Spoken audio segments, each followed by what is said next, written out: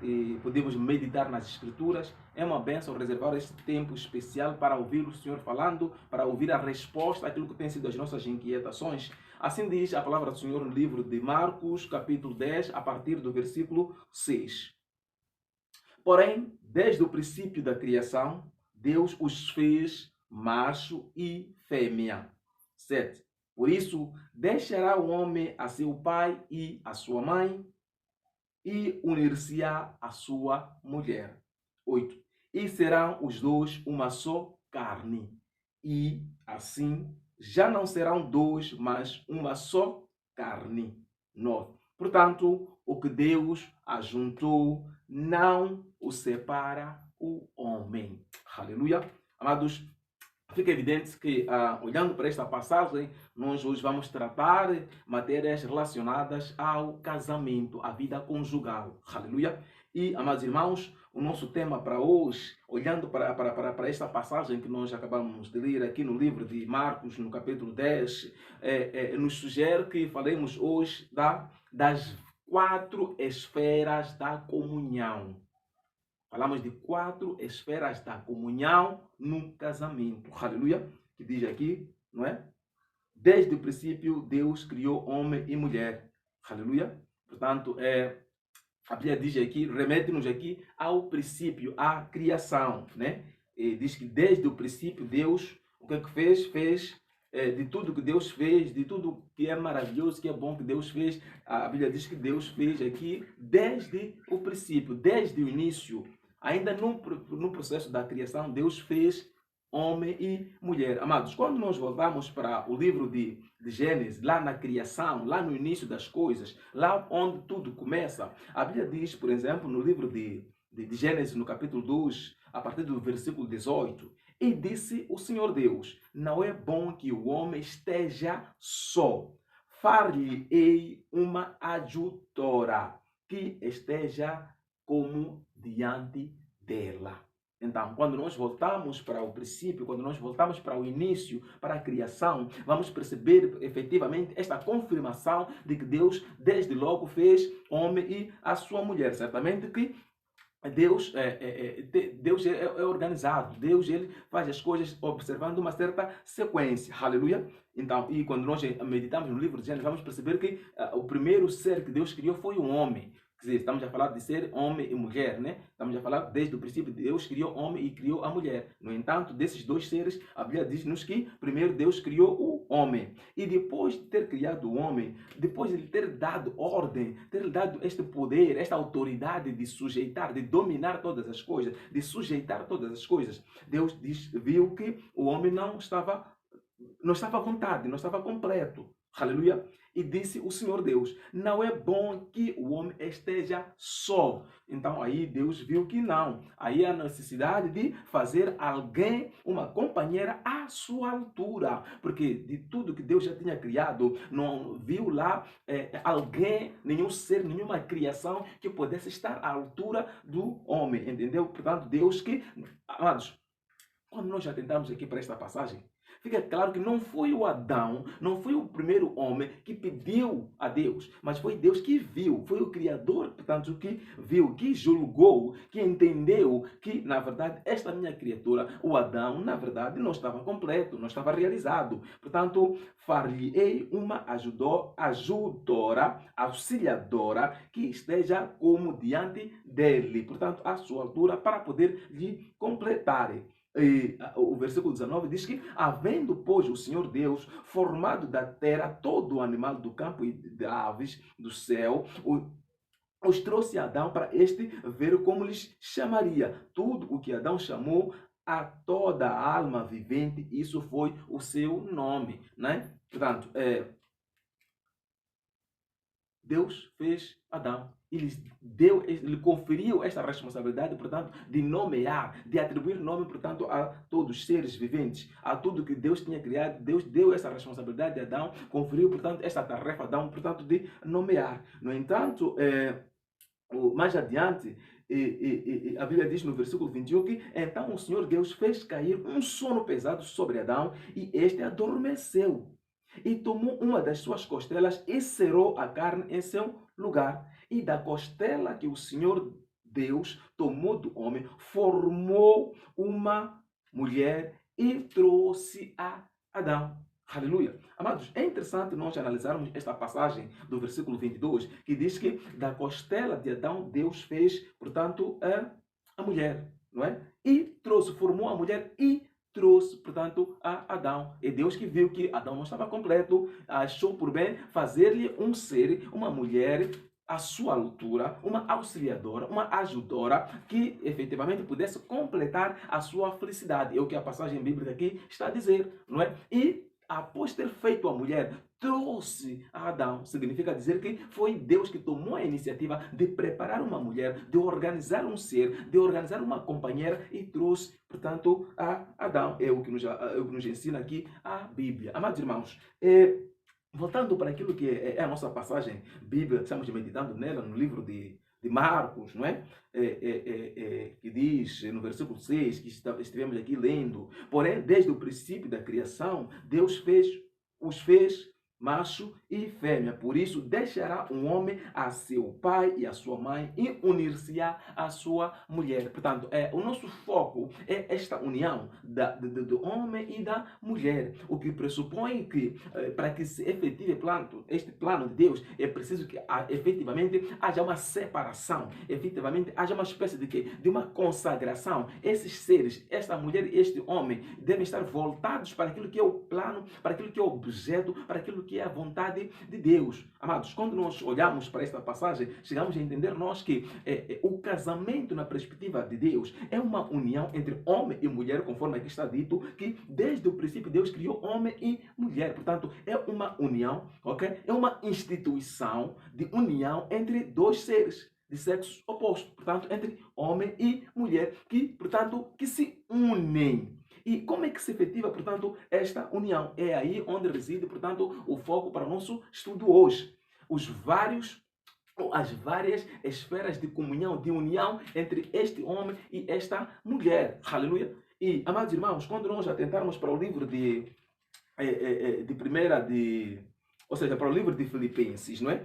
O livro de Filipenses, ele, portanto, nos traz aqui algo interessante, que é importante que nós possamos realçar. A Bíblia diz, por exemplo, que no livro de Filipenses, capítulo 2, a partir do versículo 1, portanto, se há algum conforto em Cristo, se há alguma consolação de amor, se há alguma comunhão no Espírito, se há alguns estranháveis afetos e compaixões, 2, completai o meu gozo, para que sintais o mesmo, tendo o mesmo amor, o mesmo ânimo, sentindo uma mesma coisa. É outra versão bíblica, esta passagem que nós estamos lendo no livro de Filipenses, no capítulo 2, em outra versão diz assim: portanto, se há algum encorajamento, alguma consolação de amor, alguma comunhão do Espírito, alguns estranhos afetos e sentimentos de compaixão, resulta da nossa união com Cristo, então peço-vos, ok? É o apóstolo Paulo aqui, peço-vos que me dê a grande satisfação de viverem em harmonia. Estejam unidos pelo mesmo amor, numa só alma. Estejam unidos pelo mesmo amor, numa só alma. E nos mesmos sentimentos. Amados, esta passagem bíblica, o apóstolo Paulo faz referência à realização plena do projeto, do plano de Deus na união de alma. Estejam, portanto, fazem o quê? Façam o quê aqui? Estejam unidos pelo mesmo amor, numa só alma. Amados, o que pressupõe aqui que a união, o casamento, resulta, em primeira instância, da união de almas. Deus fez homem, uma alma, fez a mulher, uma alma, portanto, alma da mulher, alma do homem. Mas quando se une, torna uma só alma. Portanto, para a realização plena, para a satisfação, para a concretização do plano, do projeto de Deus, é preciso que esta união, esses dois seres, essas duas criaturas, unam-se numa só alma. É o que, portanto, a passagem aqui nos remete. E Amados, mais do que união de almas, esta, naturalmente, é a primeira esfera de união de almas. Para que, de fato, o plano e o projeto se realize, se concretize, efetivamente, é preciso que haja esta comunhão, haja esta união, haja esta harmonia de almas.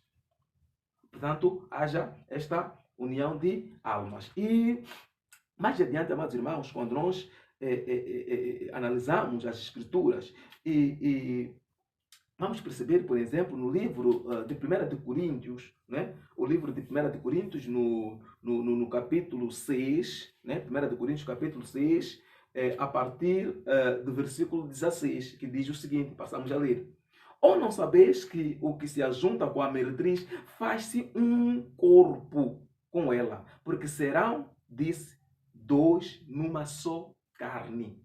Mas o que se ajunta com o Senhor é um mesmo Espírito. O que se pressupõe aqui, na verdade, que mais do que a primeira esfera de alma, a união entre duas pessoas, na perspectiva bíblica, na perspectiva de instituição, na perspectiva deste casamento, desta instituição de união entre essas duas pessoas, entre esses dois seres, se estabelece, se firma, se concretiza a partir do momento que há também uma segunda esfera de união, um outro nível de união, mais do que a união de almas, é uma união de espírito. Porque diz aqui o Senhor, mas o que se ajunta com o Senhor, naturalmente estamos a falar de o homem unido em comunhão com o Senhor, a mulher unida em comunhão com o Senhor, quando se ajuntam, portanto, quando se unem, quando estabelecem, quando firmam este compromisso, há automaticamente aqui uma união espiritual. Estamos a falar de casamento consagrado a Deus, de casamento segundo a vontade de Deus, que pressupõe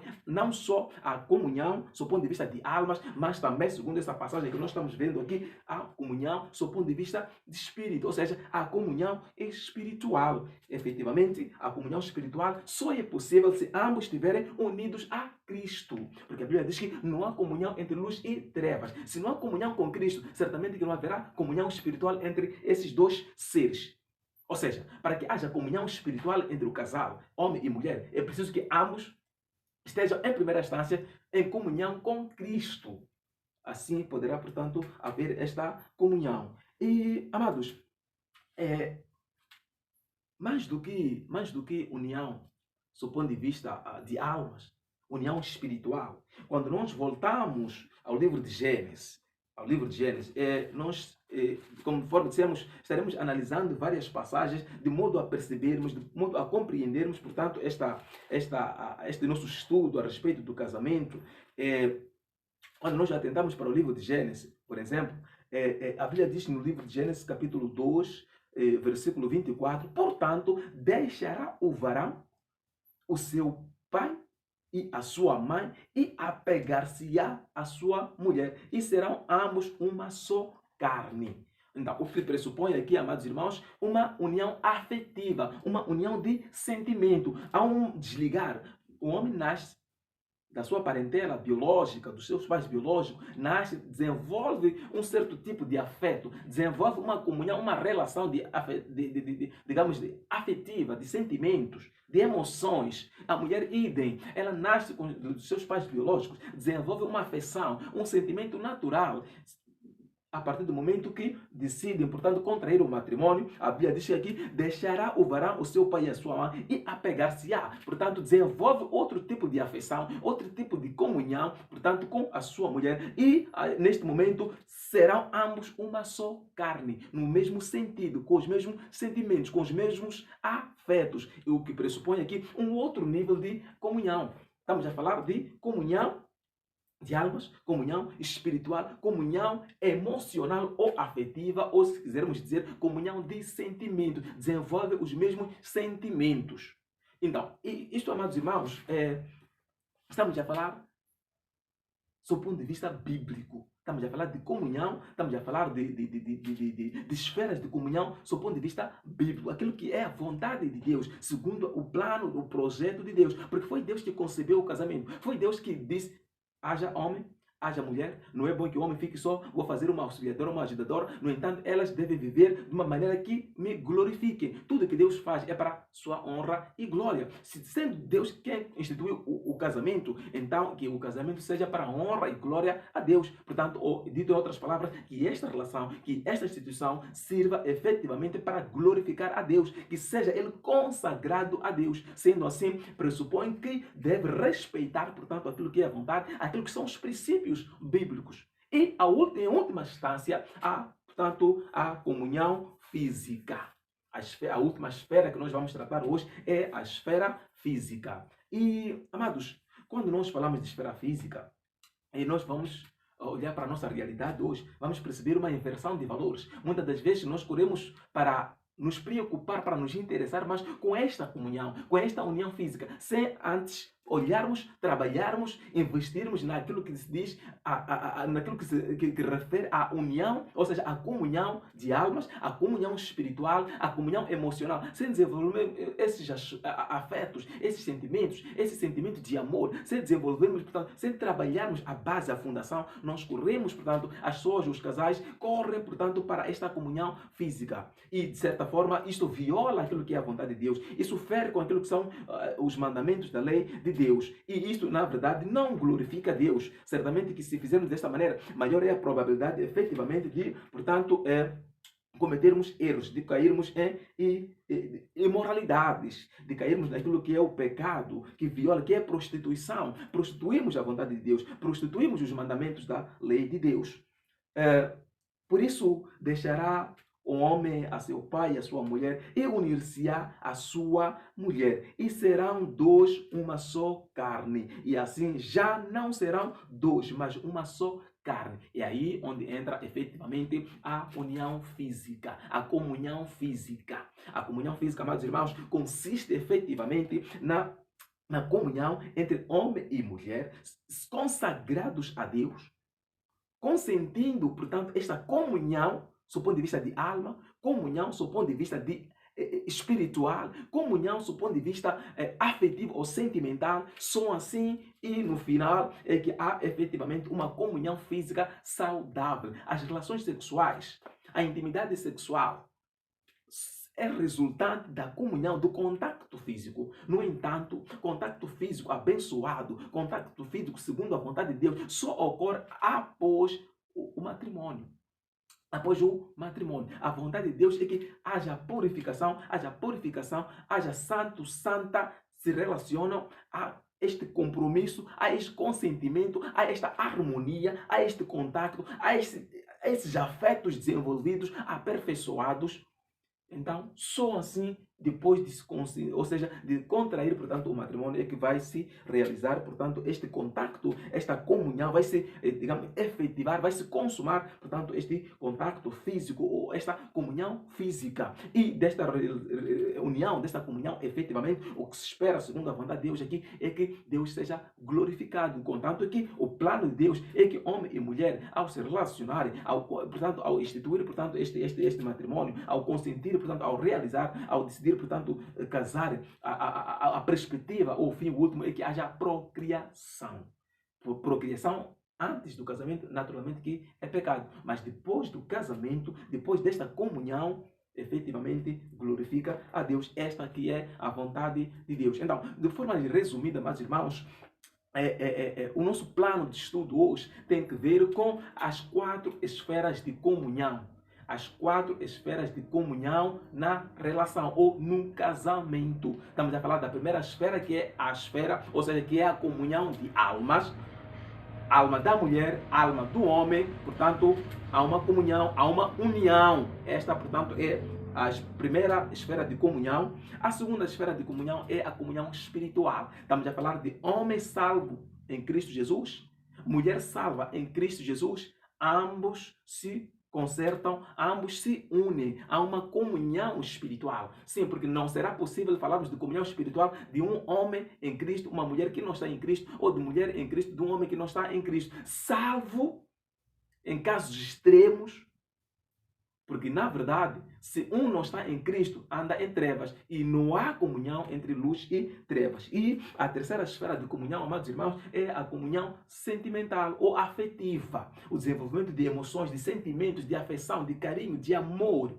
Então, essas duas pessoas, esses dois seres, após a comunhão de almas, a comunhão espiritual, vão desenvolver efetivamente a comunhão afetiva, vão desenvolver os mesmos sentimentos, vão desenvolver os mesmos, digamos, as mesmas paixões.